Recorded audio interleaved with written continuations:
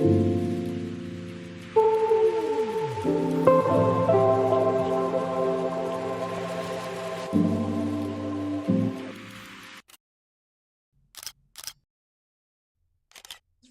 on my journey as a consultant, two words really come to mind: trial and error. So it's been a journey that's been kind of fraught, with failure, mistakes. There's been pushbacks, rejections, disappointments, but I've also learned some great lessons along the way and tried to grow through the not so good experiences.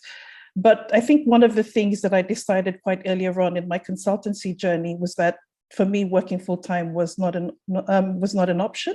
I didn't want to be working for someone else. I wanted the flexibility of the life of a consultant, and I was prepared to do what it took to make that happen for me. And this was regardless of how enticing the job offers were, and the comfort of the stability of a regular income. So picking up on what Nadia said, it's hard work. I think Rebecca said the same. Dr. Transform said the same as well.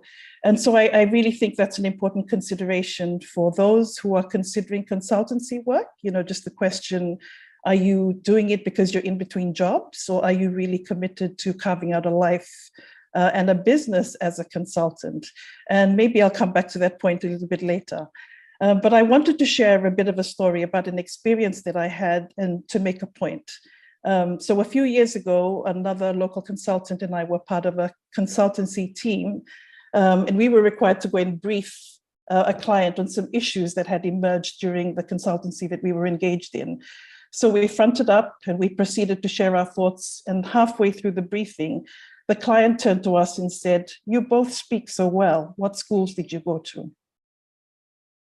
So in essence, the substance of what we had to offer was lost in the client's perceptions of who we were: locally engaged consultants who were articulate. So that story is one of experience. It's one in my many years of experience of doing consultancy work, but I wanted to share it in particular because it speaks to the point that I would like to make about localizing. And to me, localizing really means valuing as equal the contribution of locally based experts to the assignment. And that value also needs to be reflected in the procurement processes. So no separation between locally based and internationally based consultants in terms of dollar value of services. So if we layer that a little bit further, it speaks to maybe perceptions and attitudes of those seeking to procure the services of locally based consultants.